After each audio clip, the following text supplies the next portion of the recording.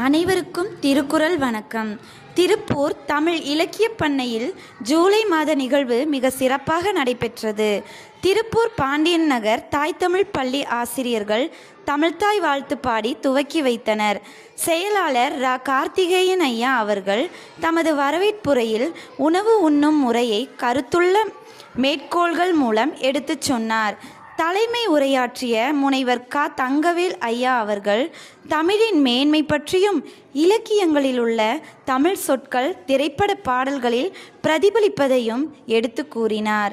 அடுத்து பேசிய தலைவர் மருத்துவர் முத்துசாமி ஐயா அவர்கள் மருத்துவர்கள் பெருமை பற்றியும் கல்வியின் பெருமை பற்றியும் கர்ம வீரர் காமராஜர் பற்றியும் வெகுவாக புகழ்ந்துரைத்தார். விவசாயம் இன்றைய தேவை என்ற தலைப்பிலே கவிஞர்கள் அகரிஷி ஆலம்பாபா, கவிஞர் அருணாச்சலம், கவிஞர் மாரிமுத்து, கவிஞர் சிவதாசன் ஆகியோர் சிறப்பாக கவிதை வாசித்தனர். திருக்குறள் தூதர் அஜந்தா நாராயணசாமி ஐயா அவர்கள் திருக்குறள் பற்றியும் திருவாசகம் பற்றியும் படைத்தல் காத்தல் அழித்தல் பற்றியும் அழகாக எடுத்துரைத்தார். நீரின் மேலாண்மை பற்றி தமிழ் செம்மல் ஆழ்வை கண்ணன் ஐயா அவர்கள் மிக அற்புதமாக பல சங்ககால புலவர்களின் பாடல்களிலிருந்தும் தற்காலம் வரை உள்ள நிலை பற்றியும் தொகுத்து வழங்கினார்.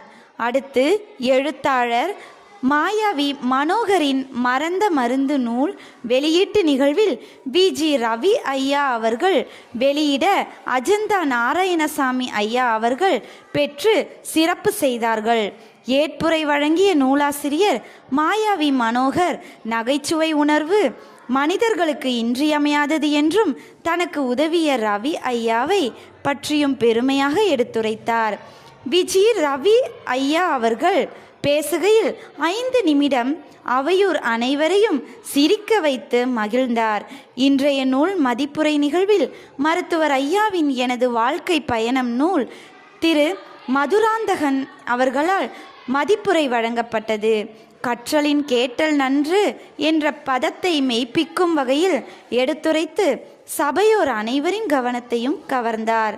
மக்களுக்கு சேவை புரிந்து வரும் மருத்துவர்களுக்கு பாராட்டு நிகழ்விலே மருத்துவர் பிரேமலதா அம்மா அவர்கள் பொன்னாடை கேடயம் நினைவு பரிசு வழங்கப்பட்டு பாராட்டப்பட்டார்.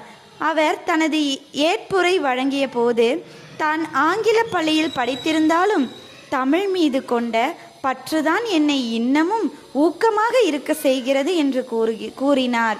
அடுத்து மருத்துவர் கே. பொம்முசாமி ஐயா அவர்கள் பொன்னாடை கேடயம் நினைவு பரிசு வழங்கப்பட்டு பாராட்டப்பட்டார். அவர் தமது ஏற்புரையில் பேசும்போது மிக தெளிவாக ஒரு இலக்கியவாதி போல் சரளமாக பேசினார். ஒவ்வொரு நிகழ்விலும் தொடர்ந்து கலந்து கொள்ள வேண்டும் என்ற ஊக்கத்தை இந்த அமைப்பு தமக்கு தந்துள்ளதாக கூறி அனைவரின் கைத்தட்டலையும் பெற்றார். நிகழ்ச்சி தொகுப்பாளராக செயலாளர் கார்த்திகேயன் ஐயா சிறப்பாக செயல்பட்டார். செவிலியர் ஷீலா அம்மா அவர்கள் நிகழ்வின் ஆரம்பம் தொட்டு இறுதி வரை அனைத்து ஏற்பாடுகளிலும் உறுதுணையாய் இருந்தார். நன்றியுரையில் சிவராசன் ஐயா அவர்கள் இன்றைய நிகழ்வில் அனைவரின் பங்களிப்பை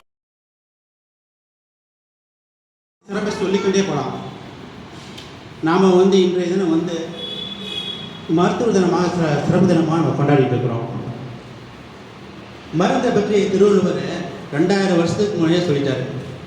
ஒரே ஒரு வார்த்தை தான் சொல்லிட்டார், உணவு தான் நோய்க்கெல்லாம் காரணம் அப்படின்ட்டார். 941வது குறளில் மிகினும் குறையீனும் நோய் செய்யும் நூலோ வழிமுதலா இந்திய நூல். உணவை அதிகமாக எடுத்துக்கொண்டாலும் கேடு, உணவை குறைத்து கொண்டாலும் உடம்பு கேடு என கூறினார். அதே வழி அடுத்த குறளில் மருந்தென்ன வேண்டாவாம் யாக்கைக்கு அருந்தியது அற்றது போற்றி உணி. ஒருவன் சாப்பிட்ட பின்னு உணவு செரித்த பின் அளவாக சாப்பிட்டு வந்தால் மருந்தே தேவையில்லை அப்படிங்கிறாரு. நான் அவர் சொன்ன பிரகாரம் நடந்தால் நமக்குலாம் இந்தமாரி சிறப்பான மருத்துவர்கள்லாம் கிடைச்சிருக்க மாட்டார். இவர் பொறியாளராக மதிப்பார் அல்லது வேறு ஏதாவது துறைக்கு போயிருக்காரு. ஒரு சிறந்த மருத்துவம் என்பது நோயாளியின் நோயை தீர்க்குவது.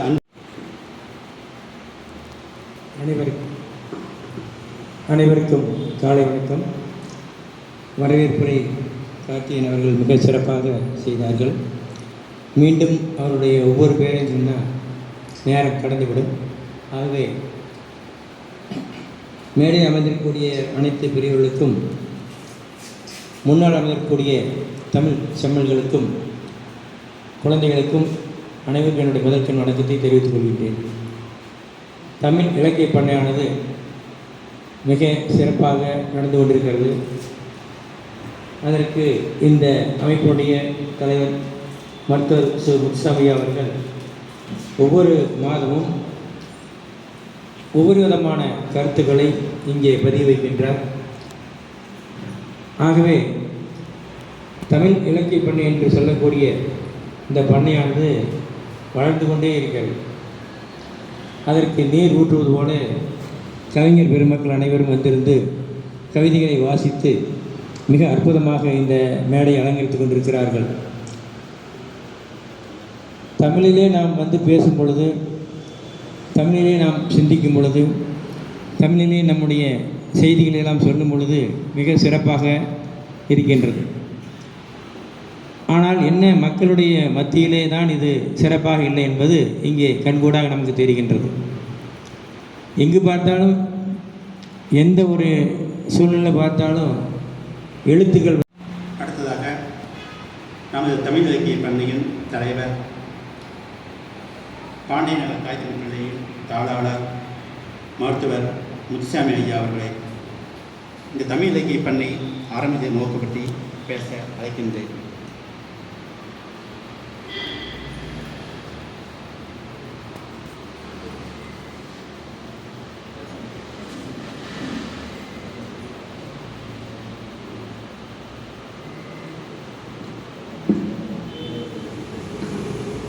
இன்றைய நிகழ்வில்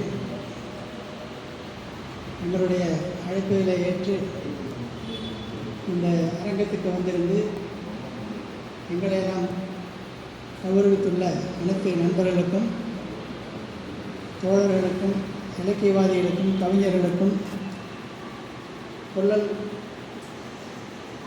கொடுக்க தீராத வள்ளல்களுக்கும் என்னுடைய அன்பார்ந்த வணக்கங்களையும் வாழ்த்துக்களையும் தெரிவித்துக் கொள்கிறேன்.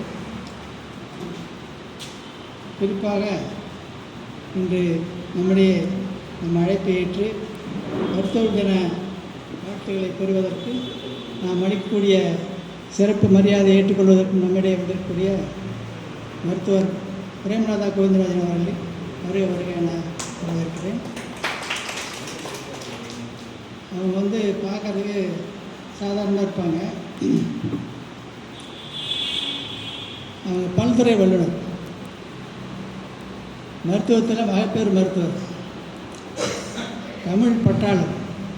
நான் அவங்கள்ட்ட பேசும்போது என்னையெல்லாம் விட அதிகப்பட்டு வச்சுருக்காங்க. தமிழ் ரொம்ப அருமையாக பேசுவாங்க. மேடை பேச்சாளர், பட்டிமன்ற பேச்சாளர். இதையெல்லாம் விட சிறப்பு என்னென்னா, பரதநாட்டியம் முறையாக கற்றவர். அவங்க மகளுக்கு கொஞ்சம் கற்றுருக்காங்க. எங்கள் மருத்துவ சங்க மேடையில் அம்மாவும் மகன் 2 பேரும் சேர்ந்து அருமையான ஒரு பரதநாட்டிய நிகழ்ச்சி நடத்தாங்க. அனைவருக்கும், வந்திருக்கும் அனைவருக்கும் வணக்கங்கள். பொகுசாமி ஐயா கிட்ட நிறைய டைம் நான் போயிருக்கேன்.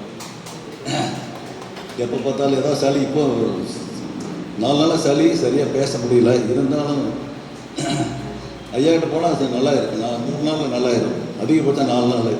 ஆனால் எல்லா டெஸ்ட்டும் எடுத்து தான் மருந்து கொடுப்பாரு. வேறு டாக்டர் குறை சொல்லக்கூடாது. எங்கள் வீட்டுக்கிட்டே ஒருத்தருக்கு டாக்டர் பேர் வேணாம். என்னப்பா சார், தொண்டை வலிக்குது சார். வேறு என்னப்பா, லைட்டாக இருமல் இருக்குது. வேறு என்னப்பா சார், லைட்டாக தலைவலி இருக்குது. சரி, ஒரு 5 எழுது, நீ இதெல்லாம் சாப்பிட்டு போ. அப்படி தான் நான் என்னோட இது ஒய்ஃபுக்கு ஓட்டிக்கிச்சு. 2 பேரும் ஒரே டைம் இருக்கும். நான் வீட்டில் சொல்லுவாங்க, பார்த்தீங்களா நம்ம ஹஸ்பண்ட் அண்ட் ஒய்ஃப் எவ்வளோ ஒற்றுமை பார்த்தீங்களா. ஏன்னா இருமுறையில் எங்கேமா ஒற்றுமை இல்லை, மன ஒற்றுமை வேணும். நீ என்னம்மா இப்படி பண்ணுற? அதனால் ஐயா பற்றி சொல்ல வேண்டியதில்லை. ஏன்னா இந்த வெயிட்டிங் ரூமில் உட்காந்துருப்போம், எங்கே பார்த்தாலும் ஃபோட்டோ வரும். சிறந்த டாக்டர், சிறந்த டாக்டர், சிறந்த டாக்டர்னு. எந்த கோவை மெடிக்கல் கூட அப்படி போட்டா இல்லை. அவ்வளவு ஒரு மாமனிதர், ஒரு சிறந்த மருத்துவர். ஐயா பற்றி பெரிய அறிமுகம்னா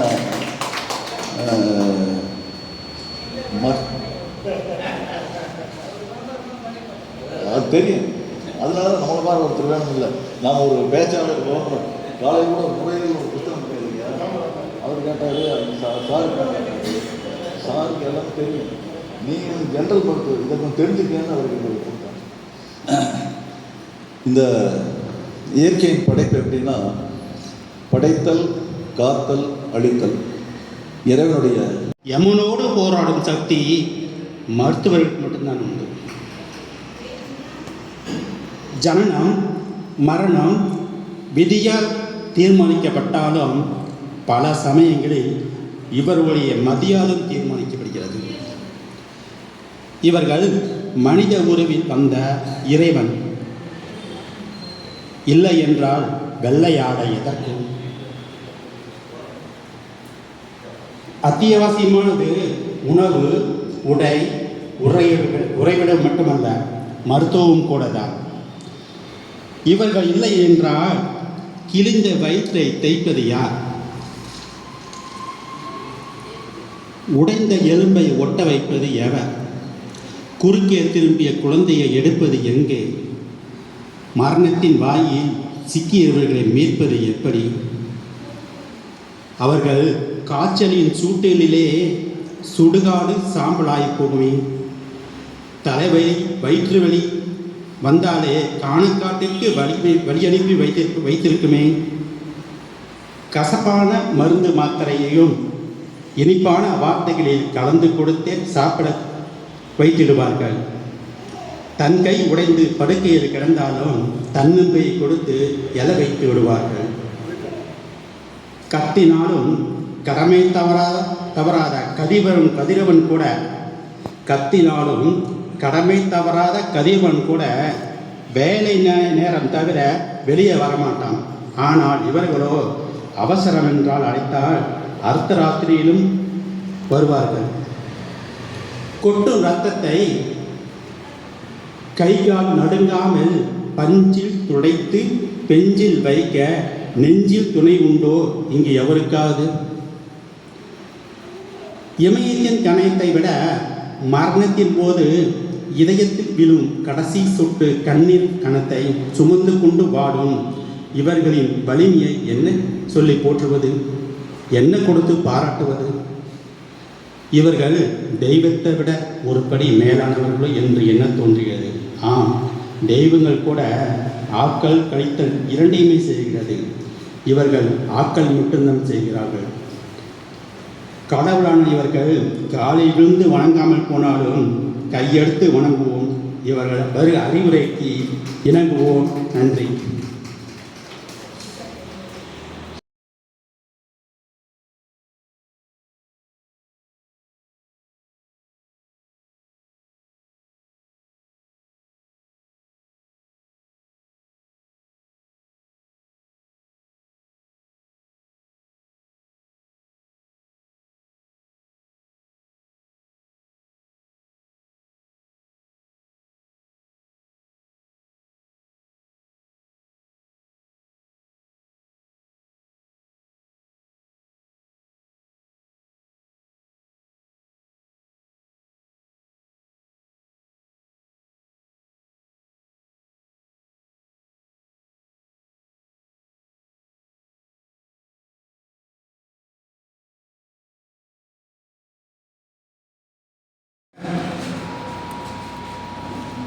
சுழல் சங்க ஸ்மார்ட் சிட்டி செயலாளரும் நுரையீரல் மருத்துவ நிபுணர் மருத்துவர் கே பொன்னுசாமி அவர்களுக்கு இந்த பொன்னாடையை கிரி ஐயா அவர்கள் போடுவார்.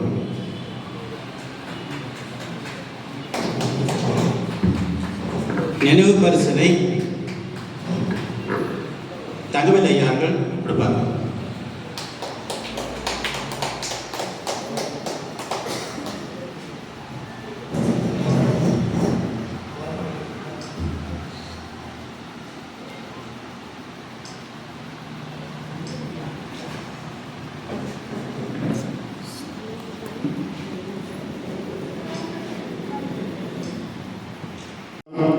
எத்தனையோ பேர் என்னை பாராட்டி இருந்தாலும் தங்க கைகளால் தங்க மோதிரத்தால் குட்டுப்படுவதல்ல, பாராட்டப்படுவது என்பது மிகப்பெரிய ஒரு வரப்பிரசாதம். அந்த விதத்திலே இங்கே அமைந்து இருக்கும் அனைத்து தமிழ் நான் பாராட்ட பெறுவது என்பது என்னுடைய பிறவி பாக்கியம் என்றே கருதுகின்றேன். இங்கே அமர்ந்திருக்கும் எனது சீனியர் மருத்துவர்கள், மூத்த மருத்துவர்கள் திரு மருத்துவர் முத்துசாமி ஐயா மற்றும் அம்மா பிரேமலதா அம்மா அவர்களுக்கும் எனது மிகப்பெரிய நன்றிகளை உரித்தாக்கிக் கொள்கின்றேன். ஏனென்றால் 2 பேரையும் பற்றி சொல்ல வேண்டுமென்றால் காலம் போதாது. நான் இந்த திருப்பூர் 15 வருடங்கள் ஆகின்றது. இந்த 15 வருடங்களாக என்னை எப்பொழுதும் வாழ்த்தி என்னை உத்வேகப்படுத்தி கொண்டிருக்கும் மிகப்பெரிய மருத்துவர்கள் இந்த இருவரும். நான் எந்த சேவைகள் செய்தாலும், எந்த ஒரு நிகழ்ச்சிகள் நடத்தினாலும் அதை முன்னரே கணித்து அதுக்கு பாராட்டு தெரிவிப்பார் நமது முத்துசாமி ஐயா அவர்கள். எப்பொழுதுமே ஃபோன் செய்து அலைபேசியில் அழைத்து என்னை பாராட்டி நல்லா செய்யுங்க, இன்னும் நல்லா பண்ணுங்க அப்படின்னு எப்பவுமே என்னை உத்வேகப்படுத்திகிட்டே இருப்பார். அதே மாதிரி தான் நம்ம பிரேமலதா அம்மா அவர்களும் என்னை எப்போ பார்த்தாலும் நல்லா பண்ணுங்க, நல்லா சேவை செய்யுங்க, நல்லா மருத்துவமனை நல்லா நடத்துங்க, மக்களுக்கு நல்லது செய்யுங்க அப்படின்ட்டு எப்பவுமே உத்வேகப்படுத்திட்டு இருப்பாங்க. அந்த வகையில் இந்த நிகழ்ச்சியில் என்னை பாராட்டிய அனைத்து நல் உலகங்களுக்கும் எனது நன்றிகளை சேர்ந்து தழைத்தோர் உடலாக உலகில் வந்தேன். அந்த பதிவுகள் அறமோ மற்றதோ அளித்த பதிவெல்லாம் என் சொத்தாச்சு. இந்த அருள் பிறவியில் முன்வினை அகற்றி எல்லையில்லா பரம்பரை அடைவதற்கு வந்ததோர் உதவி குருவின் சேர்க்கை. குரு திருவடியையும் வணங்கி இங்கு மேடையில் அமர்ந்திருக்கும் மாண்டோர்களுக்கும் சான்றோர்களுக்கும் இங்கே மற்ற அனைவருக்கும் என்னுடைய பணிவான வணக்கங்களையும் வாழ்த்துக்களையும் தெரிவித்துக் கொள்கின்றேன். இன்றைக்கு எனக்கு பாராட்டு விழா கொடுத்த அந்த மகிழ்ச்சியை விட இனிய தமிழ் அமுத தேன் பருகியது எனக்கு மிகவும் மகிழ்ச்சியாக இருக்கிறது. தமிழை வளர்க்க வேண்டும் என்றால் பெற்றோர்கள் பாலூட்டும் பொழுதே அந்த தமிழை வளர்க்க வேண்டும். ஆசிரியர்களும் அந்த தமிழை வளர்க்க வேண்டும். நான் ஆங்கில பள்ளியில் படித்தாலும் கூட எனக்கு தமிழ் மீது மிகவும் ஆர்வம். அதற்கு காரணம் என்னுடைய தந்தை, என் சிற்றப்பா, அவர் டாக்டர் ஞானசுந்தரம் அவர்கள் நிறைய புத்தகங்கள், மருத்துவ புத்தகங்கள்லாம் எழுதியிருக்கிறார். தமிழ் மிக பற்றுள்ளவர்கள். ஸோ அவர்கள் எனக்கு அளித்த ஒரு என்னை நன்றாக ஊக்குவித்தார்கள். அதை விட எங்களுக்கு அந்த ஆங்கில பள்ளியில் எனக்கு நல்ல தமிழ் ஆசிரியர்கள் கிடைத்தார்கள். அந்த கம்பராமாயணத்தை பற்றி கூறும்பொழுது அந்த ராமன் நடையை பற்றி விமர்சிக்கும் அந்த கவிதையை பாடும் பொழுது அந்த ராமன் 7 அடி அவருடைய நடை எப்படி இருந்தது, அதை சீரை பார்த்து எப்படி மகிழ்த்தாள் என்று கூறும் பொழுது அப்பொழுது அந்த ராமனே என் முன்னாடி இருக்கும் பொழுது எனக்கு அந்த பாக்கியம் கிடைத்ததுனால் தமிழ் மீது எனக்கு ஆர்வம். பள்ளியிலும் நான் தமிழ் அதற்கான ஒரு பரிசையும் நான் பெற்றேன். மருத்துவம் வந்த பிறகு அதிகமாக நாம் பேசும்போது தான் தமிழில் பேசுகின்றோம். ஆனால் படிக்கும் போது நாம் ஆங்கிலத்தில் படிக்கின்றோம். இருந்தாலும் நான் தமிழ் மீது இருக்கின்ற பற்றினை நான் விட்டதே கிடையாது. ஆனால் இன்றைக்கு தான் இலக்கிய பணிமன்றத்துக்கு வரும் வாய்ப்பு எனக்கு கிடைத்திருக்கிறது. 45 வருடங்கள் நான் பெருமாளர் இருந்தாலும் கூட இன்றைக்கு எனக்கு இங்கே கிடைக்கும் வாய்ப்புகள் கிடைத்து இன்னும் மேன்மேலும் எதிர்காலத்தில் இங்கே வரும் நிகழ்ச்சியில் கலந்து கொண்டு மேன்மேலும் இதில் நான் மகிழ்ச்சி அடைய வேண்டும் என்று நான் நினைக்கின்றேன். இப்பொழுது மருத்துவத்தை பற்றி கூறினார் திருக்குறள். நம் தமிழில் 4 தூண்களாக இருக்கும் தொல்காப்பியம், 8 தொகை, 10 பாட்டு மற்றும் திருக்குறளில் இன்றைக்கு திருக்குறள் தான் மக்களிடையே பரவி இருக்கிறது. ஸோ அந்த விதத்தில் அந்த திருக்குறள் நம்ம மருத்துவத்தை பற்றி நிறைய கூறியிருக்கிறார். நோய் நாடி நோய் முதல் நாடி அது தணிக்கும் வாய் நாடி வார்த்தை செயல். அதுபோல் நாங்கள் நோயின் காரணத்தை இன்றைக்கு அறிந்து கொள்வதற்கு பல இன்வெஸ்டிகேஷன்ஸ், பல ஆராய்ச்சிகளாக இருக்கிறது. ஸோ அது நம்ம இன்றைக்கெல்லாம் பார்த்தா முன்பெல்லாம் 48 வருடம்தான் ஒரு ஆய்வுலாக இருந்தது. அன்னை தமிழுக்கு முதல் வணக்கம். தமிழ் அறிஞர் சான்றோர் பெருமக்களுக்கு அடுத்த வணக்கம். இந்த தமிழ் பணியுடைய அருமையான நிகழ்விலே கிட்டத்தட்ட 4வது வாய்ப்பாக எனக்கு இங்கே வழங்கப்பட்டிருக்கின்றது.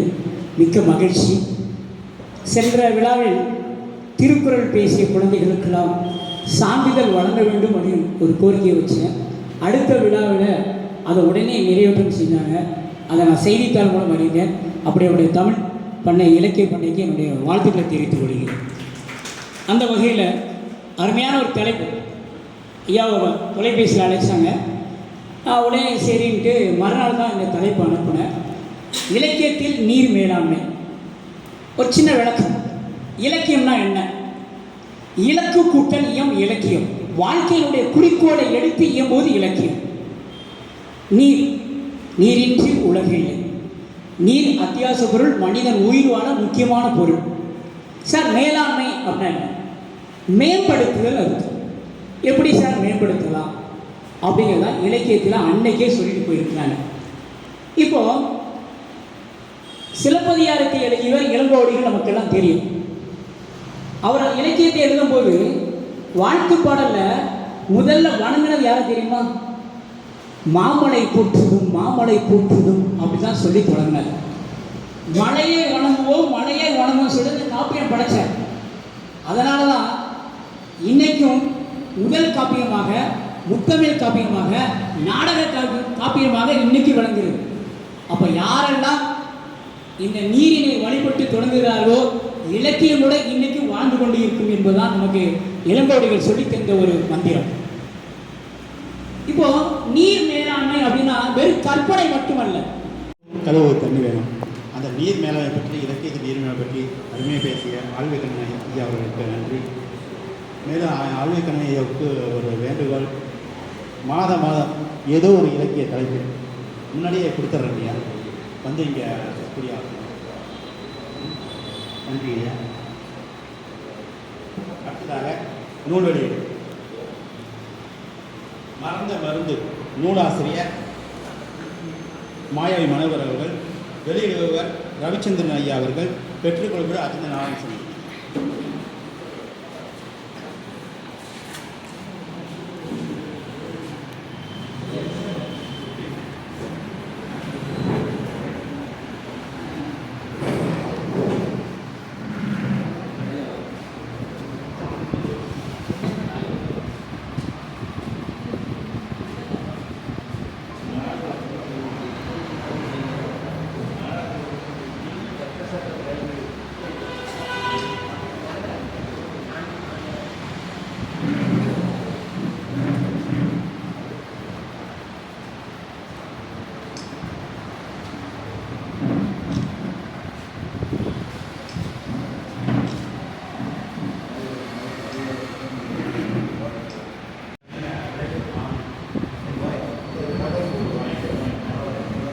மாதம் எப்படின்னா நம்ம மருத்துவரோட 54வது திருமணம் ஆன மாதம்.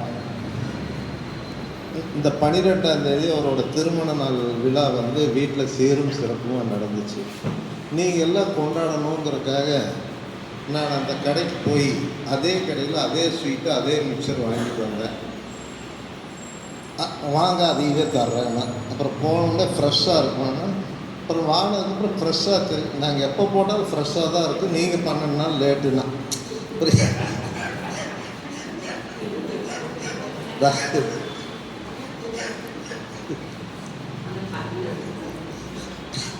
அன்னைக்கு ஆர்டர் கொடுத்து போட்டோம் 10ஆம் தேதி, இன்னைக்கு 20. அந்த அன்னைக்கு ஃப்ரெஷ்ஷாக இருந்துச்சு. எப்போ போட்டாலும் ஃப்ரெஷ்ஷாக தான் போடுவோம். எல்லாம் நல்லா தான் இருந்தது, ஒன்றும் ஆபத்து இல்லை. 12 நாள் அவன் சொல்லிட்டான், 13 நாள் வரைக்கும் கெடாதான்.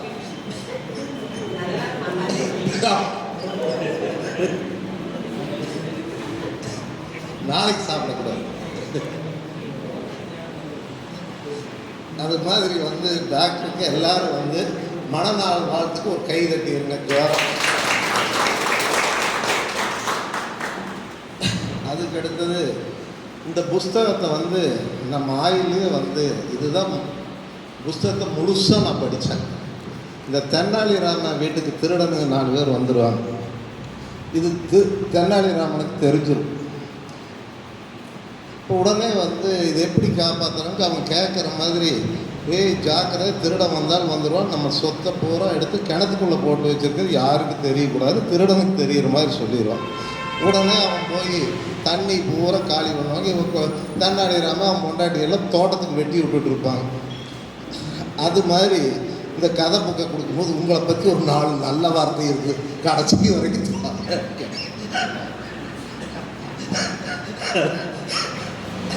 என்னை பற்றி ஒரு 4 வார்த்தை நல்லதாக எழுதியிருக்கிறேன், கண்டுபிடிக்க. 2 தடவை படித்தேன், 3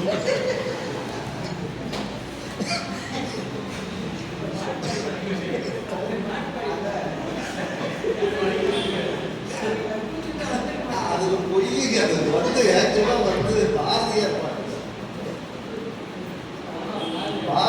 பாடல். அதில் வந்து அந்த படிக்காத மேதை படத்துலேயே அந்த வரிக்கு கீழே பாரதியார் பாடல்னு இருக்கும்.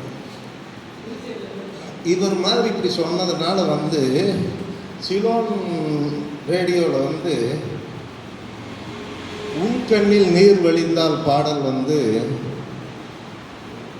எப்போ பாடினால் பாரதியார் பாடல்னு தான் சொல்லுவாங்க. இதை வந்து கண்ணதாசன்கிட்ட வந்து நீங்கள் ஒரு மறுப்பு எழுதி போடுங்கன்னு சொல்லும்போது அவர் சொன்னதாக சொல்லுவாங்க. நிறையா பாட்டு நான் எழுதாத எங்கிருந்தோ வந்தான் பாடு நான் எழுதணுமான்னு சொல்லிட்டு இருக்கிறாங்க. அது மாதிரி என் பாட்டு ஒன்று அவர் பேரில் போட்டு அதனால் ஒன்றும் தப்பில்லை, உயர்வாக தானே சொன்னாங்க அப்படிங்கிற மாதிரி அந்த செய்தி உயர்வாகவே போச்சு.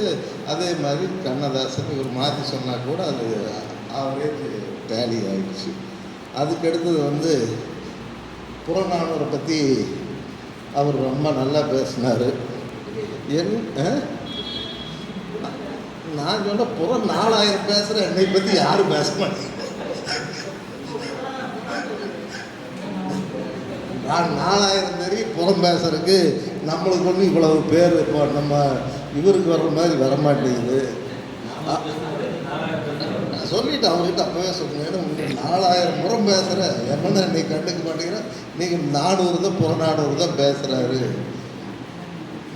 அது மாதிரி ஒவ்வொரு நிகழ்ச்சியும் சிறப்பாகவும் மகிழ்ச்சியாகவும் நம்ம வந்து இதுக்குன்னு ஒன்றும் இது பண்ணுறது இல்லைங்க. அங்கங்கே சந்திக்கும் போது நடக்கிற நிகழ்ச்சிகள் அதுகளை பற்றி தான் பேசுகிறோமே தவிர ஏதோ பலது ஞாபகத்தோடு வந்து அங்கே வரும்போது சில ஞாபகம் கொஞ்சம் மிஸ் பண்ணிட்டேன். இவர் கொஞ்சம் நம்மளை இவராட்டு புகழ்ந்தோடனே நம்மளுக்கு கொஞ்சம் மயங்கிட்டேன், கிறக்கம். அந்த இந்த பாடல் வந்து உள்ளபடியே அற்புதமான பாடல் இவர் பாடினதுங்க. அந்த அதோட கருத்து வந்து அது என்னன்னு கேட்டிங்கன்னா, எனக்கு ஒரு 2 வரி சொல்லிடுறேன். பாரதியார் வந்து பாண்டிச்சேரிக்கு அவரோட நண்பரை பார்க்க போகிறார். வீடு பூட்டி இருக்குது. என்ன பண்ணுறதுன்னு வெளியே உட்கார்ந்துட்டு இருக்கும்போது பக்கத்து வீட்டிலேருந்து ஒருத்தன் வந்து 2 நாளைக்கு நம்ம வீட்டில் உட்காந்துங்க அப்படிங்கும்போது அவர் செய்கிற சர்வீஸும் அப்போ தான் என்ன ஜாதிங்கும் போது இடைச்சாதி நான் என்றான் அப்படிங்கிற வரிய அந்த பாடல் வரும். துணிமணி எல்லாம் துவைச்சி கொடுத்து சாப்பாடெல்லாம் போட்டு கொடுத்து எல்லாமே அந்த இல்லாதவங்க இவருக்காக பார்த்ததுனால தான் அந்த பாடலோட கருத்து. அது கருத்தும் அந்த செய்தியும் படித்தானே இன்னுமே சீரும் சிறப்புமாக இருக்கும். அது மாதிரி இந்த கதை வந்து மனோவர் எழுதின கதை இந்த 3 தடவை படித்ததுனால நானே கூட அது மாதிரி எழுதவே முடியும். அந்த கதையை அது மாதிரி இல்லை, கொஞ்சம் ஒரு மர்ம கதையான வித்தியாசமான கண்ணோட்டத்தில் எழுதியிருக்காரு. மிக மிக பாராட்டுக்கள். நன்றி, வணக்கம்.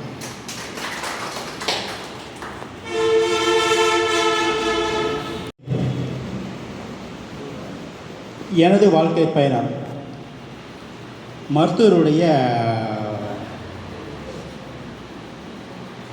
ஐயாவுடைய கதை.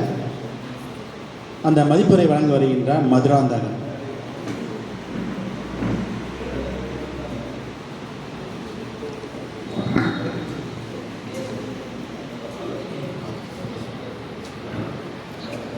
ஆழ்வை கண்ணனுக்கு மருத்துவர் ஐயா நினைவு பரிசு வழங்குகிறார்.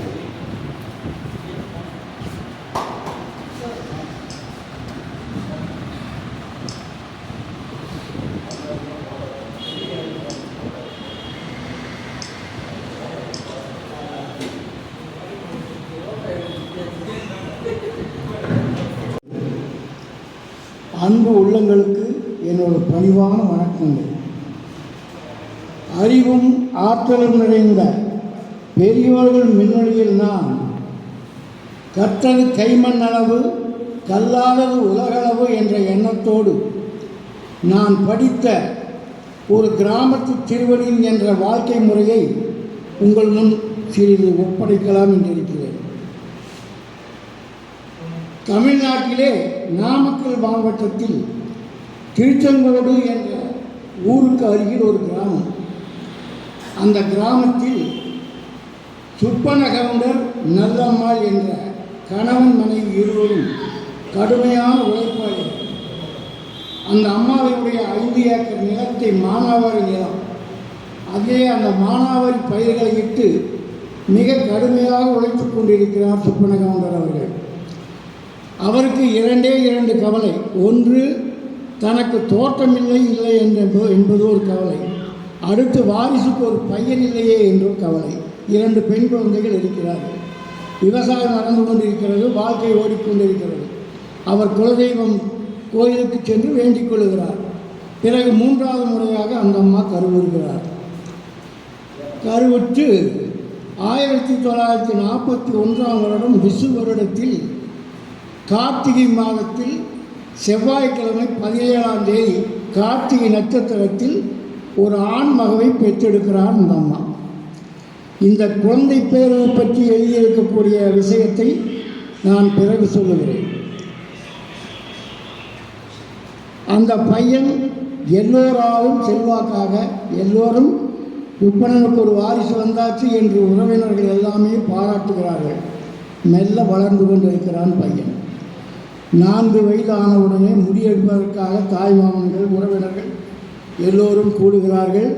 சுப்பனகவுண்டர் நல்ல முறையிலே கெடா வெட்டி குலதெய்வம் கோயிலிலே மொட்டையடித்து காது குத்தி விழாவை சிறப்பாக நடத்துகிறார். அப்போது தாய் மாமன் அவர் தன்னுடைய சகோதரிடத்தில் சொல்கிறார், அக்கா, ஆனை குட்டி போட்ட அணில் குட்டி பார்த்தியா என்று. ஏனென்றால் இந்த பையன் மிகவும் நோஞ்சானாக இருப்பான். எல்லோரும் நோஞ்சான் என்று சொன்னார். அவர் தாயிடத்திலே சென்ற, அம்மா, எல்லோரும் என்னை நோஞ்சான் என்று சொல்லுகிறார்கள் என்று வருத்தப்படுவார். அதற்கு அந்த அம்மா சொல்லுவார், நான் எத்தனையோ கதைகள் படித்திருக்கிறேன். அந்த ஒரு வார்த்தை அந்த தாய் சொல்லுகிறார், ஏண்டா, ஒரு தடவை திருட்டு 9 தடவை பேசுகிறேன், உனக்கு எப்படி உடம்பு வரும்? நோஞ்சானத்தான் இருக்கு. இது நான் தமிழில் அந்த வார்த்தையை படித்ததே இல்லை. மிக யதார்த்தமாக அந்த கிராமப்புற வார்த்தையை அந்த இடத்திலே எழுதியிருக்கிறார். இவர் மருத்துவராக இருந்த காலத்திலேயே இவருக்குள் ஒரு இலக்கியவாதி வளர்ந்து கொண்டே இருந்திருக்கிறார். பிறகு 4-5 ஆண்டுகள் ஆன உடனே முதல் இவரை ஒரு வாத்தியார் இடத்தில் கொண்டு போய் சேர்க்கிறார்கள். அந்த வாத்தியாருக்கு இந்த ஊருக்குள்ள பெயர் கோமாளி வாத்தியார் இடத்திலே இவரை ஒப்படைக்கிறார்கள். அவர் மணலிலே ஆனாவனா எழுதி பழக்குகிறார். அவருக்கு அந்த பள்ளிக்கூடம் இல்லாத நாட்களில் கோமாளி வேஷம் போட்டுக்கொண்டு தோட்டமாக செல்வது வழக்கமாக. பிறகு 5 வருடங்கள் ஆனதுக்கு பிறகு அந்த ஊரிலே பள்ளி இல்லை. 1 மைல் தூரம் நடந்து சென்றால் பள்ளி. அந்த பள்ளியிலே கொண்டு போய் சேர்க்கிறார்கள். அந்த வாத்தியார் இப்போ 1வது சேர்த்துக்கொள்கிறார். பையன் படித்ததை பொறுத்து நான் பார்க்கிறேன் என்று. பொதுவாக 4, 5, 6, 7 7வது வரை படிக்கும்போது இவர் பிறந்தவுடனே ஒரு சிறிய தோட்டத்தை இவருடைய தந்தையார் வாங்கி கொள்கிறார். இவருடைய தந்தையார் பற்றி சொல்ல வேண்டும் என்றால் கடுமையான உழைப்பாளி. படிப்பு இல்லாவிட்டாலும் பட்டறிவு நிறைந்தவர். உழைப்பதை தவிர வேறு எதுவுமே அறியாதவர். அவருக்கு ஒற்ற துணையாக இந்த தாயார் அன்பும் பாசமும் கொண்டு அனைவரிடமும் மிக நல்ல முறையிலே பழகக்கூடிய பேர் நல்லம்மாள். அந்த கிராமமே அப்படி நன்றாக பாராட்டும். அது போன்ற பெற்றோர்களை பெற்ற இவர் 7வது படிக்கும்போது தன்னுடைய பெரிய மகளுக்கு திருமணம் செய்து வைக்கிறார் கவுண்டர். அப்போது தோட்ட வேலைக்கு ஆள் இல்லை. சரி, நீ படித்தது போதும், உன்னை இத்தோடு நிறுத்திக் கொள்கிறேன், நீ என்ன கலெக்டராக போகிறாய் என்று சொல்லி 7வதோடு நிறுத்திக் கொள்கிறார். அந்த இடத்திலே ஒரு வார்த்தையை போடுகிறார், படிப்பு பாடையேறிவிட்டது. படிப்பு பாடையேறிவிட்டது. எவ்வளவு கவலை இருந்தால் ஒரு மனிதனுக்கு கடைசி பயணம் பாடையில்தான். அப்போ எவ்வளவு மனவேதனை இருந்தால் இவர் அந்த வார்த்தையை உபயோகப்படுத்தியிருப்பார். பிறகு 7வது நிறுத்திய உடனே தோட்ட வேலைக்கு கொண்டு செல்கிறார் தகப்பனார். கோழி கூப்பிட்டு 4 மணிக்கு எழுப்புவார். எந்தாப்பா கோயில் தோட்டத்துக்கு போகணும், அப்போ தான் நல்லா தூக்கம் வரும். சரி எந்திரிச்சு அப்பா கூட போகிறாரு. தோட்ட வேலையில் பாத்தி கட்டுறாரு. அங்கேயே தூங்குறாரு. தூங்கும்போது பெட்ஷீட்டை போத்தி படுத்துக்கிறார். இந்த கதையை படிக்கிறவங்களுக்கு தேவையில்லை ஒரு விஷயம். அந்த அந்த அந்த பெட்ஷீட் வந்து இந்த காடா விளக்கில் ஏலம் விடுறாங்க இல்லையா, அந்த ஏலத்தில் வாங்கினது அப்படின்னு சொல்கிறாரு. அந்த இடத்துல இழுத்து போச்சுன்னா அவங்க அப்பா சத்தம் போடுறாரு, எந்த நேரமாச்சுன்ட்டு அந்த விவசாய வேலையை பார்த்துட்டு இருக்கிறார். இவருக்கு எப்போவுமே நல்ல உடைகள் அணிந்து கொண்டு போகிறவங்க பார்த்தா ஒரு எண்ணம், நாம இப்படி அந்த ஊரில் புரோக்பாண்டுக்காரர் ஒருத்தர் வருவான், தேயிலை இந்த டீ தலையெல்லாம் வைக்கிறது. அவங்க கொஞ்சம் நீட்டாக ட்ரெஸ் போட்டிருப்பான்.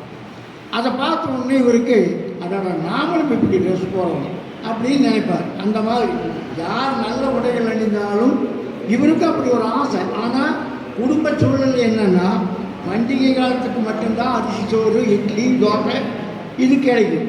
மற்ற காலங்கள்லாம் சோளச்சோறு, கம்பஞ்சோறு, ராய்ச்சோறு இப்படி தான் கிடைக்கும்.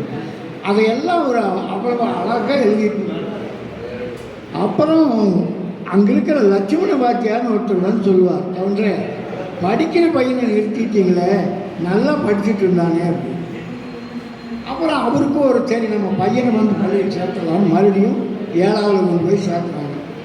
7வது சேர்த்தும் போது நல்லா படிக்கிறாரு, வகுப்புலேயே முதல் மாணவனாக இருக்கிறார். 8வது படிக்கும்போது மேட்டூர் அணை வேடிக்கை பார்க்கறதுக்காக டூர் போகிறாங்க. அந்த வாத்தியார் சொன்ன உடனே யார் வர்றீங்கன்னு எல்லாரும் கையை தூக்குறாங்க. ஆனால் இந்த பையன் மட்டும், அதாவது இவர் மட்டும் கை தூக்குறதில்லை, தலை கொண்டு உட்காந்துட்டார். அப்போது இவர் அந்த பையனை கூப்பிட்டு ஏன் ஏன் என்ன சமாச்சாரம் தலையை கொண்டு இருக்கு அப்படின்னு கேட்கும்போது, இல்லைங்க நீங்கள் 5 ரூபா கேட்டீங்க போடுறதுக்கு, நான் எங்கள் ஐயங்கிட்ட போய் கேட்டேன், 5 ரூபாய்க்கு நான் 5 கூட தக்காளி விற்கன்றா, போடா டூரு வேண்டாம் ஒன்று வேண்டாம், பள்ளிக்கூடத்துக்கு அனுப்புறதே பெருசுன்னு திட்டாருங்களா. அப்படின்னு உடனே அந்த ஆசிரியர் அங்கே தேரிமுத்து 3 ரூபா நான் போட்டு நீ கொண்டு வா, 2 ரூபா நான் போட்டுக்கிறேன் அப்படின்னு சொல்கிறார். சரிங்க ஐயான்ட்டு போய் அம்மா கிட்ட போகும்போது அம்மா மூஞ்சி பார்த்துட்டு ஏன்டா கண்ணு ஏன் இப்படி இருக்குன்னு கேட்டேன். அப்போது இப்படி சொல்கிறாங்க, ஐயனை கேட்டேன், ஐயா இப்படி சொல்லிடுச்சுங்கம்மா, இப்போ வாத்தியார் இப்படி சொல்கிறாருன்னொன்னே தெரியல கண்ணு இதுக்கேங்க கவலைப்படுறேன், நான் கொடுக்குறேன்னுட்டு அப்படின்னு சொல்லி ஒரு 5 ரூபாய் கொடுத்து 3 ரூபாய் ஆசிரியருக்கு கொடுத்து 2 ரூபாய் நீ வாங்கி சாப்பிட்றதுக்கு வச்சுக்கோ அப்படிங்கிறார். அப்படின்னு சொல்லும்போது இவருக்கு வெகு சந்தோஷம். நம்ம இப்போ மேட்டூர் டேம் போகிறாங்க, வராங்க, எல்லாம் பண்ணுறாங்க. அதுக்கு பிறகு அங்கேருந்து படித்து முடித்து இவர் திருச்சி, வேலூர், சென்னை எல்லாம் படிக்கிறாரு. நல்லா படித்து வர்றதுக்கு 1970 டாக்டர் ஆகிடுறார், மருத்துவர் ஆகிடுறார். நான் வளர்த்துல சீக்கிரமாக சொல்கிறதுக்காக சொல்கிறேன். இடையில நிறைய விஷயங்கள் இருக்குது. அதெல்லாம் வந்து அந்த ஊருக்குள்ளே இந்த கங்கை கொண்ட சோழபுரத்தில் ராஜேந்திர சோழன் அப்போ ஜாதி கிடையாது. அவன் வந்து ஒவ்வொரு வீதிக்கு ஒவ்வொரு தொழில் செய்கிறவங்களை வச்சுருப்பான். அது மாதிரி அந்த கிராமத்தில் இருக்கக்கூடிய ஒவ்வொருத்தரையும் இவர் ஜாதியோடவே சொல்லியிருப்பார். இந்த வீதியில் கைக்கோளம் இருக்கா, இந்த வீதியில் கவுண்டர் இருக்காங்க, இந்த வீதியில் மரம் இருக்கிறான்ட்டு அந்த கிராமத்தை அப்படியே படம் பூச்சி காட்டிடுவார். படிக்கிறவங்களுக்கு சும்மா கண்ணை கட்டி விட்டால் அந்த கிராமத்துக்கு போனால் இந்த வீதியில் ரெண்டுதான் இருப்பாங்க அப்படின்னு. அவ்வளோ ஒரு மனசிறையே அவர் மனத்திரையிலேயே பதிவு பண்ணி வச்சுருக்கார். ஒரு இளவுக்கு போகிறார், பாட்டி இறந்த இளவுக்கு. அங்கே போய் உட்காந்துட்டு அமைதியாக பார்த்துட்ருக்கிறார். அந்த பொம்பளைகள்லாம் வந்து ஆளுக்கால் தோல் மேலே கை வச்சுட்டு தலையை ஒரு புறமாக சாய்ச்சி ஒரு மாதிரி அசைஞ்சு ஆடிட்டு அழுகிறத அவ்வளோ அழகாக இருக்குது. இதெல்லாம் அப்புறம் வெளியே வந்து வாசலில் வேட்டையெல்லாம் வெடித்து போட்டு இந்த பார்பர் வந்து வாழ்த்து சொல்லுவாங்க. அவங்க என்ன பண்ணுவாங்கன்னா, யார் காசு அதிகமாக போடுறாங்களோ அவங்கள வாழ்த்துவாங்க, காசு கம்மியாக போடுறவங்கள கிண்டல் பண்ணுவாங்க, தெரியாத அந்த மாதிரி எல்லாம் வந்து நினைவில் வச்சுட்டு இருந்து அதை அப்படியே வரிசையாக கொண்டு வர்றாரு. 8வது முடித்து வெளியே பார்க்க கல்விக்கு போகிறாரு. 1970க்குள்ளே ஒரு மருத்துவர் ஆகிட்டார். அங்கே இங்கே எல்லாம் வந்து பணி மாற்றம். அப்போ 71 வந்து அரக்கோணத்துக்கு வந்து மாற்றுறாங்க. அரக்கோணத்தில் வந்து அவர் ரயில்வே ஹாஸ்பிட்டலில் வேலை பார்த்துட்ருக்கார். அப்போ அங்கே ஒருத்தர் தெரிஞ்சவர் இருக்கார். அவர் வந்து ரொம்ப இவரை பிடிச்சிருச்சு. சரி தம்பி நீங்கள் வாங்க எங்கள் வீட்டுக்கு ஒரு நாளைக்கு எங்கள் பொண்ணு வந்து டாக்டர் படிச்சுட்டு இருக்குது, நீங்கள் வந்து பாருங்க, உங்களுக்கு பிடிச்சா பேசிக்கலாம் அப்படிங்கிறார். சரி, இவர் அவர் வீட்டுக்கு முதல்ல ஒரு தடவை போயிட்டு வந்துட்டார். அம்மாவெல்லாம் கூட்டிகிட்டு போய் பொண்ணு பார்த்து 72ஆம் ஆண்டு அவருக்கு கல்யாணம் நடக்குது. 73ஆம் ஆண்டு முதல் பையன் பிறக்கிறான். இப்போது கல்யாணம் முடிச்ச உடனே ஏற்காட்டில் இருக்கார் இவர் வேலைக்கு. அப்போ மனைவி அழைச்சிட்டு போய் அங்கே பயணியர் விடுதியில் ஒரு வாரம் தங்குறாங்க. தங்கிட்டு அந்த அம்மா மறுபடியும் படிக்கணும், இன்னும் ஒரு வருஷம் படிப்பு இருக்குதுன்னு சொல்லிவிட்டு அந்த அம்மா சென்னைக்கு போயிடுறாங்க. அப்புறம் இவர் அங்கே வேலைக்கு போயிட்டு வந்துட்டு இருக்கார். அப்போ என்னாச்சு, அவங்களுடைய மாமனார் கொஞ்சம் அந்த அரக்கோணம் ரயில்வே டிபார்ட்மெண்ட்டில் கொஞ்சம் வசதியான கொஞ்சம் நல்ல பேர் உள்ள மனிதர். அவர் மூலமாக இவர் மெட்ராஸுக்கு மாற்றலாகுது. மெட்ராஸுக்கு மாற்றலான உடனே 73ஆம் ஆண்டு முதல் பையன் பிறக்கிறான். அப்போது அந்த அம்மாவை இவர் 2 பேர் வேலைக்கு போட்டாலும் இந்த குழந்தைகளை பார்க்கறதுக்கு ஆள் வேணுமே அப்படின்ட்டு கிராமத்தில் இருக்கிற தன்னுடைய தாயின் தகப்பனும் கூட்டிகிட்டு போயிடுறாரு. கூட்டிகிட்டு போய் அந்த குழந்தைகளை பார்த்துட்டு இருக்காங்க. அவங்க இவர் படிச்சுட்டு இருக்கிறாரு, அவங்க வேலைக்கு போகிறாங்க, அந்த குழந்தைய அவங்க பார்த்துக்குறாங்க. இப்படி இருக்கும்போது ஒரு நாள் அவங்க அப்பா வந்து, சரி நான் போய் சின்ன பொண்ணு பெரிய பொண்ணெல்லாம் பார்த்துட்டு வரப்பா, போய் ஒரு மாதம் கழித்து இவருக்கு ஒரு தம்பி வருது, ஒரு தகவல் வருது, இந்த மாதிரி ரொம்ப மோசமாக இருக்கிற அப்பா, உடனே புறப்பட்டு வாங்க. இவரு குடும்பத்தோடு அம்மா அப்பா கூட்டிகிட்டு போகிறார். அங்கே போனால் அவர் இறந்துடுறார். இந்த அம்மா போன உடனே, ஐயோ என்னை விட்டுட்டு போயிட்டீங்களே, பிள்ளை பார்த்துட்டு வரேன்னு சொன்னீங்களே, இப்படி விட்டுட்டு போயிட்டீங்களே. அந்த அம்மா அந்த கணவருடைய உடம்பு மேலே பட்டுட்டு அழுகிறார். போயிட்டீங்களே போ. பேச்சு நின்று போச்சு. எல்லாம் அப்படியே ஆச்சரியமாக பார்க்குறாங்க. டாக்டர் அம்மாவுடைய கையை பிடிச்சி பார்க்குறார், நாடியெல்லாம் நின்று போச்சு. டாக்டர் மயங்கிட்டு இருந்தார். ஊரே அழுகு, பார்க்குறவன் அழுகிறான், வந்தவன் அழுகிறான், போனவன் அழுகிறான், கேட்க ஊரே அழுகு. அப்போ இந்த உறவினர்கள் எல்லாம் அவருக்கு மூஞ்சில் தண்ணி தெளிச்சு, நாங்கள்லாம் இருக்கிறோம்ப்பா, நீங்கள் கவலைப்படாது, எனக்கு என்ன ஒத்தாசம் வேணாலும் நாங்கள் செய்கிறோங்கிற மாதிரி ஆளுகள் சொல்கிறோம். அதுக்கு பிறகு அவங்க 2 பேர்த்தையும், அம்மா இறந்துட்டாங்க, அப்பா இறந்துட்டாங்க, 2 பேர்த்தையும் அடக்கம் பண்ணிட்டு சென்னைக்கு வந்து மறுபடியும் நடைப்பிணமாக வேலைக்கு போயிட்டுருக்கிறார். அப்புறம் அங்கேருந்து மாற்றலாகுது. அங்கே இங்கே எல்லாம் மாற்றலாகி ஒரு வழியாக திருப்பூர் வந்து சேர்றாரு. திருப்பூர் வந்து பெரியாஸ்பத்திரியில் வேலைக்கு இருக்கிறாரு. அப்புறம் எல்லாம் இஎஸ்ஐ ஆஸ்பத்திரியில் இருக்காரு. இப்படி ஆனால் இங்கே அவருக்கு ஒரு நல்ல நண்பர்கள் அப்படியே உருவாகிட்டு இருக்காங்க. அந்த டைமில் பசங்கள்லாம் படிச்சுட்டு இருக்காங்க. அப்படி காலம் ஒரு வாடகைக்கு வந்தவர் அப்படியே சொந்த வீடு வாங்குறாரு. முதல் ஈரோட்டில் ஒரு வீடு வாங்குறாரு. பால் காய்ச்சதோடு சரி, அந்த குடி போகவே முடியல. அந்த வீடு இன்னும் இருக்குதா போகவே முடியல இன்னும் இது வரைக்கும். அப்புறம் இங்கே வாடகைக்கு இருந்தவர் 2 பக்கம் டிஸ்பென்சரி வச்சு மருத்துவம் வச்சு பார்க்குறாரு. கொஞ்சம் கொஞ்சமாக காலப்போக்கில் பசங்க படிக்கிறாங்க, பசங்க டாக்டர் ஆகிடுறாங்க. இந்த அம்மாவுக்கு வந்து ஒரு சின்ன ஆக்சிடெண்ட் ஆகி கால் நடக்க முடியாமல் முழங்கால் வழியில் அவங்க வந்து வீட்டில் தங்கிக்கிறாங்க. 72 கல்யாணம், 73 பையன், 76 தாய் தந்தை 2 பேரும் இறந்துடுறாங்க. அதே வருஷத்தில் ஒரு 6 மாதம் அப்படி இருந்த பிறகு பழையபடி அவர் வேலைக்கு போயிட்டு வந்துட்டு 78ஆம் வருடம் மறுபடியும் ஒரு பையன் பிறக்கிறான். அந்த 2 பையனையும் வச்சு படிக்க வச்சு இவர் அவங்க டாக்டர் ஆகிடுறாங்க 2 பேருமே. இதுக்கு இடையில இவர் ஒரு வீடு வாங்குற ஏமாந்து போன கதையெல்லாம் ரொம்ப சுவாரஸ்யமான கதை. அது வேண்டாம்னு நினைக்கிறேன் நான். அது அந்த மாதிரி ஏமாற்றத்தை பற்றி நம்ம பேசணும். ஆனால் ஏமாந்து அது ரொம்ப சுவாரஸ்யமாக இருக்குங்க. அவர் அப்படி ஏமாற்றிட்டாங்க. அப்புறம் வேண்டாம் அது அப்போ ஆச்சுங்களா சொல்லு.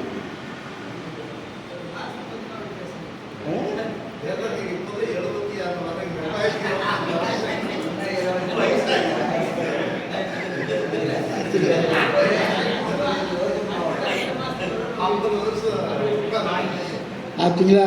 அப்புறம் 78 அதில் பசங்களெல்லாம் படிக்க வைக்கிறாரு. அவருடைய உலகம் கடுமையான தகப்பன் எப்படி நிலத்தில் உழுதாரோ அதே மாதிரி ஒரு மருத்துவத்துறையில் மறுபடியும் எம்எஸ் படித்து 2 வருஷம் நல்ல டாக்டர், நல்ல மருத்துவர்னு பேர் எடுத்துக்கிறார். இவரை ஊட்டிக்கு அங்கேயும் இங்கேயும் மாற்றி அதில் கொஞ்சம் சிக்கல் படுறார். அப்புறம் மறுபடி என்ன ஆகுது, இங்கே திருப்பூரில் பிஎன் ரோட்டில் வந்து ஒரு மருத்துவமனை திறப்புலா, அது நம்ம திருப்பூர் கேஎன் பழனிசாமி போன்றவருடைய தலைமையில் திறப்புலா நடத்துகிறாரு. அப்புறம் அப்படியே அது தொழிலாளர் ஏரியா அந்த மேட்டுப்பாளையம். ஆகையினால் இவருக்கு வந்து குறைவான கட்டணம் தான் வாங்கினார். நல்ல சர்வீஸு, ஜனங்க எல்லாருமே இந்த டாக்டர் நல்ல டாக்டர் இங்கே போங்கிற அளவுக்கு நடந்துட்டுருக்குது. அப்புறம் அதுக்கப்புறமா அவர் பாண்டி நகரில் சொந்த கட்டடம் வாங்கி இங்கே மருத்துவமனைக்கு இங்கேயும் நல்ல முறையில் தொழில் நடக்குது. கல்யாணம் முடித்து 27 ஆண்டுகளுக்கு பிறகு, பசங்களுக்கெல்லாம் கல்யாணம் 27 ஆண்டுகளுக்கு பிறகு திருப்பூரில் வந்து தென்னம்பாலத்தில் தாய் தமிழ் பள்ளின்னு ஒன்று தொடங்குறாங்க. அது சென்னையிலேருந்து வந்து தியாகங்கிறவருடைய தலைமையில் திறப்புலாம் நடக்குது. இவருக்கு ஒரு ஆசை, சரி நாமளும் ஒரு பள்ளி தொடங்கினா என்ன அப்படின்னு. அப்போது இப்போ கிராமத்தில் இருக்கிறவங்க ஒரு நல்லது நடக்கணும் அப்படின்னா கோயிலுக்கு போய் பூ கேட்பாங்க. ஆனால் இவருக்கு அந்த நம்பிக்கையெல்லாம் இல்லை. இவர் பெருசாக மதிக்கக்கூடியது புலவர் சின்னு அப்படிங்கிற ஒரு ஆசிரியர். அவர் இவருக்கு ரொம்ப பிடிக்கும். அவர்கிட்ட ஃப்ரெண்டை கூட்டிகிட்டு ஒரு நண்பரை கூட்டிகிட்டு போகிறார். போனோன்னா அவரே தம்பி வாங்க நல்லா இருக்குங்க, என்ன பண்ணிட்டுருக்கீங்க, எது என்னங்கிறதெல்லாம் விசாரிக்கிறார். விசாரிச்சதுக்கப்புறம் இவர் சொல்கிறார், ஏனுங்க இந்த மாதிரி தாய் தமிழ் பள்ளின்னு ஒன்று தொடங்கலான்னு இருக்கிறேன். அவர் அப்படியே உடல் சிரித்து போகுது. ஆனால் திருப்பூருக்கு வரவனெல்லாம் பனியன் பேட்டை வைக்கிறேன்னு தான் கேட்பான், இல்லைன்னா மளிகை கடை காப்பி கடை வைக்கிறேன்னு தான் கேட்பான். நீ பள்ளிக்கூடம் வைக்கிறேன்னு கேட்க எனக்கு ரொம்ப சந்தோஷமாப்பா, உங்களோட சேர்ந்து நானும் ஒத்துழைக்கிறேன் அப்படின்னு சட்டத்தில் ஒரு 5000 ரூபாய் வச்சு கொண்டு வந்து இவ்வளோ தான் என்னால் முடியும்னு கொடுக்குறாரு. அது மாதிரி பல பெரியவர்களும் நல்ல நண்பர்களும் சேர்ந்து உருவாக்குறது தான் இந்த பாண்டி நகர் தாய் தமிழ் பள்ளி. மிக சிறப்பாக நடந்துகிட்டு இருக்கு.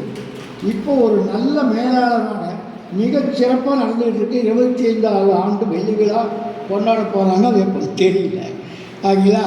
அந்த மாதிரி இருக்கிறப்போ நம்ம டாக்டர் வந்து எழுதியிருக்கிற இந்த புத்தகத்தில் பல இடங்களில் அந்த கிராமியத்தனமாகவும் அந்த யதார்த்தமான வார்த்தைகளும் நிறைய இருக்குதுன்னா இதோட நான் நிறுத்திக்கிறேன். ஏன்னா அதுக்கு மேலே இன்னும் நிறைய இருக்குது.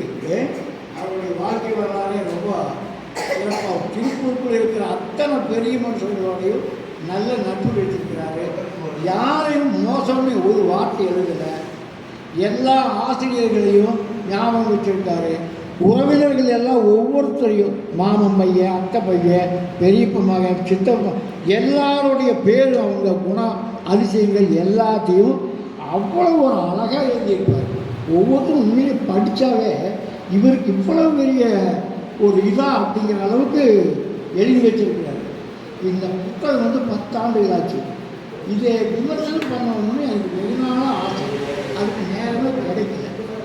இப்போ இந்த மாதம்தான் எனக்கு அதுக்கான ஒரு வாய்ப்பு கிடைச்சிது. அவர் என்னுடைய உயிரை காத்த மருத்துவர். முதல் ஹார்ட் அட்டாக் வந்து நான் போய் அவருடைய கட்டடத்தில் விழுந்துட்டேன். யார் என்னன்னே தெரியாது, பயந்துட்டார். ஏன்னா அப்போல்லாம் திடீர்னு வந்து செத்து போயிடுறாங்கல்ல, அதனால் அவர் பயந்துட்டு யாரப்பா என்னப்பா தூக்கி அப்போவே அந்த இதெல்லாம் பொறுத்து பார்த்து நான் பாக்கெட்டில் வச்சுருந்த டைரி வச்சு என் பையனுக்கு ஃபோன் பண்ணி என் பையன் வந்தான். அதுக்கப்புறம் தான் அந்த மாதிரி. அதனால் என்னுடைய உயிர் உள்ளவரை நான் மறக்க முடியாத மருத்துவர்.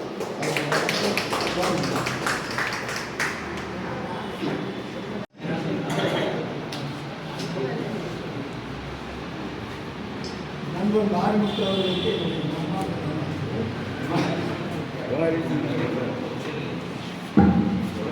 மருத்துவர் எழுதிய தலைமுறை இடைவெளி புத்தகத்தை நினைவுபடுத்த மதுராந்தரன் அவர்களுக்கு கொடுக்கிறார்.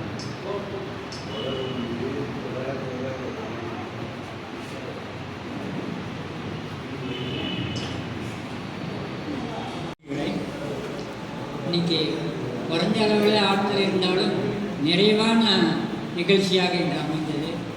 மிக சிறப்பான 2 மருத்துவ விருந்தினர்கள் அவர்களுக்கு பாராட்டு நடந்தது. ரொம்பவும் அவர்களெல்லாம் ஒவ்வொரு துறையிலும் விற்பனர்களாக அந்த மருத்துவர்கள் இருக்கின்றார்கள்.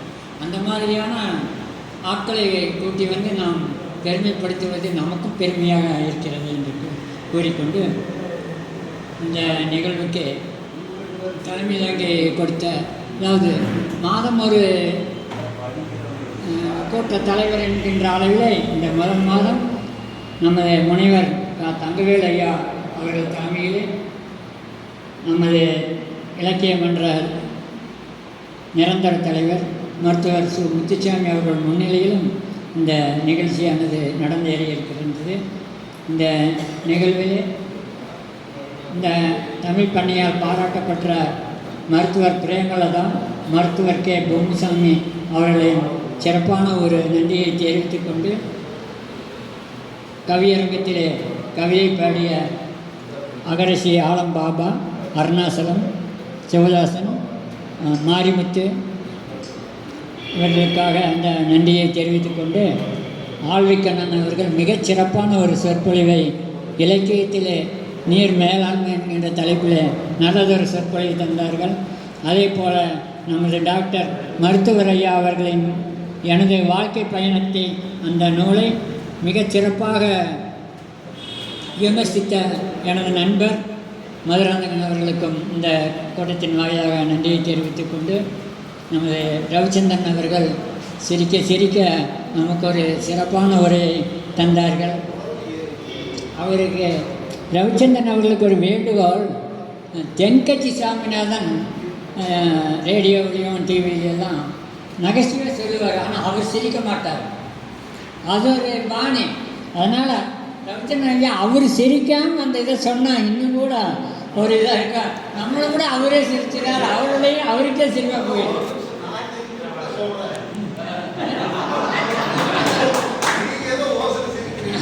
அதனால் அவர் இன்னும் நாங்கள் ரெண்டு பேரும் மதுரை நாங்கள் பேசிட்டோம். அதுதான்.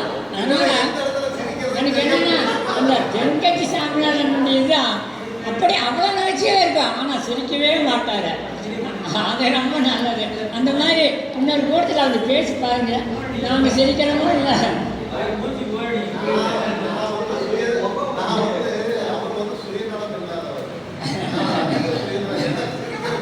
அதனால் நீங்கள் பேசும்போது சிரிக்கும்போது எனக்கு அதுதான் தோணுச்சு, தென்கட்சி சாமிநாதன் மாதிரி அவர் பேசுனா இன்னும் சிறப்பாக இருக்கும் அப்படின்ட்டு என்னுடைய தெரிவித்துக் கொண்டு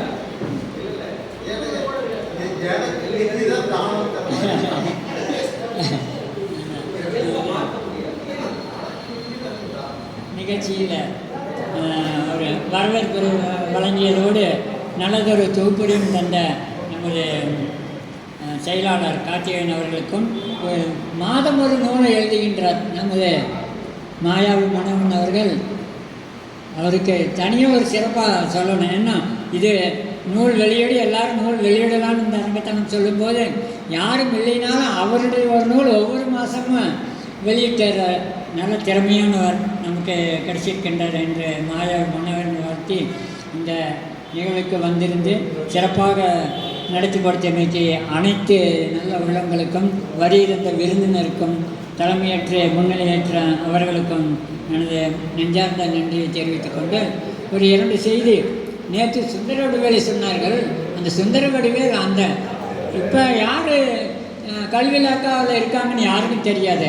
ஆனால் அவர் ஒருத்தர் இருந்தபோது தான் எல்லாருக்குமே கல்வி இலாக்கா அதிகாரி நேற்று சுந்தர வடிவேல் அப்படின்ட்டு ஒரு அரசியல்வாதி போல சிறப்பான ஒரு இடத்தை வைத்தவர்.